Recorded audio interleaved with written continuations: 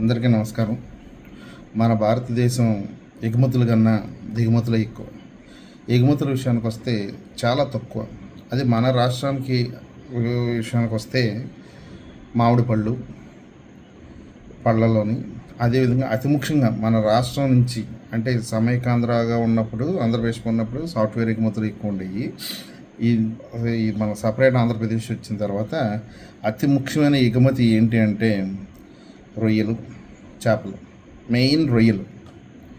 మరి విదేశాలు సహజంగా ఏదైనా వస్తువును కొనాలంటే ఇక్కట్లాగా క్వాలిటీ లేకపోయినా ఎట్టి పరిస్థితుల్లోనే యాక్సెప్ట్ చేయవు. ఒక్క పాయింట్ కూడా వాళ్ళ నామ్స్ రీచ్ కాకపోతే వాళ్ళని రిజెక్ట్ చేసేస్తాయి. మరి భారతదేశంలో పండుతున్నటువంటి 90% రొయ్యలు విదేశాలకు ఎక్స్పోర్ట్ అవుతున్నాయంటే మనందరూ ఇక్కడ ఒక విషయం గమనించాలి. అవి చాలా నాణ్యమైనవని, అంతేకాకుండా అవి చాలా పోషక విలువలు కలిగినవని. ఎందుకంటే మనందరికీ ఎప్పుడు దూరపు ఉన్నప్పుడు మనం దాని మీదే మాట్లాడదాం ఒకటి. మరి విదేశాలే భారతదేశంలో పండిన రొయ్యలు అత్యంత పోషక విలువలు కలిగినవి, అత్యంత నాణ్యమైనవి అని వాళ్ళు వాటిని యూటిలైజ్ చేసుకుని వాళ్ళ ఆరోగ్యాన్ని పెంపొందించుకుని వాటిని పూర్తిగా తింటున్నారు. మరి ఆ విదేశాల్లో ఉన్న జనం పోలిస్తే ఒక భారతదేశం ఒక 15-20 దేశాలతో సమానం. అంటే అంత తక్కువ మంది ఉంటారు. అంత చిన్న దేశాలు భారతదేశంలో ఉత్పత్తి అవుతున్న రొయ్యల మొత్తాన్ని అవి కొనుగోలు చేసి వాటిని తింటున్నాయి. మరి ప్రపంచానికి అతిపెద్ద మార్కెట్ ఈ ప్రపంచంలో ఏ వస్తువు మార్కెట్ చేసుకోవాలన్నా సరే భారతదేశం. అది కాస్ట్లీదా ఉంది, చీప్దా ఉంది, ఏదైనా సరే భారతదేశం అతిపెద్ద మార్కెట్. ఎందుకంటే ఎప్పుడో 100 కోట్లు దాటేస్తాం మన జనాభా. మరి ఇంత పెద్ద జనాభా ఉన్న ప్రదేశంలో మనకున్న అతిపెద్ద ప్రాబ్లమ్స్ కూడా ఒక ప్రాబ్లం ఏంటంటే పోషకాహారం లేకపోవడం. ఈ పోషకాహార లోపం వల్ల మనకు అనేక రోగాలు, అనేక ఇబ్బందులు.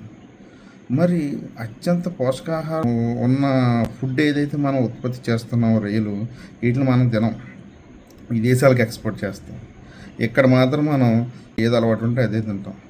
మరి ఎందుకు? ఓకే, లాభాల కోసం విదేశాలకు ఎక్స్పోర్ట్ చేస్తున్నాం, అది పక్కెట్టుండే. ఇక్కడ మనం అవి తినలేమా? ఎందుకు తినలేము? 1 కిలో మటను 1100 రూపాయలు, 1 కేజీ రొయ్యలు 100 కౌంటు 220 రూపాయలు. కొన్ని దాంట్లో సగం వేస్టేజ్ పోయి 1/2 కేజీ వస్తుందని కొన్ని కేజీ పప్పు కింద లెక్కేసుకున్న 440 రూపాయలు. అక్కడంతా 1100 రూపాయలు పెట్టి మటన్ కొనుక్కుంటున్నాం. 440 రూపాయలు పెట్టి దానికన్నా అన్ని రకాలుగా మెరుగైంది దాన్ని మనం తినం. అది తినటం వల్ల మనకు వచ్చి ఇక్కడ పండించిన రొయ్యలు మనమే తినటం వల్ల మనకు వచ్చే లాభం ఏంటి? ముందు మనకు తక్కువ రేటుగా దొరుకుతాయి. రొయ్యలు, చేపలు ఎక్కువ రేటు అన్నది కేవలం అపోహ మాత్రమే. చేప అయినా కానీ 120 నుంచి 150 రూపాయల్లో మంచి చేప దొరుకుతాయి. ఈ రొయ్యలు, చేపలు ఎంత తిన్నా కూడా ఆరోగ్యానికి మిగతా ఏవైతే నాన్ వెజ్ ఐటమ్స్ ఉన్నాయో అవి చేసినంత డ్యామేజ్ ఎట్టి పరిస్థితుల్లోనూ చేయవు.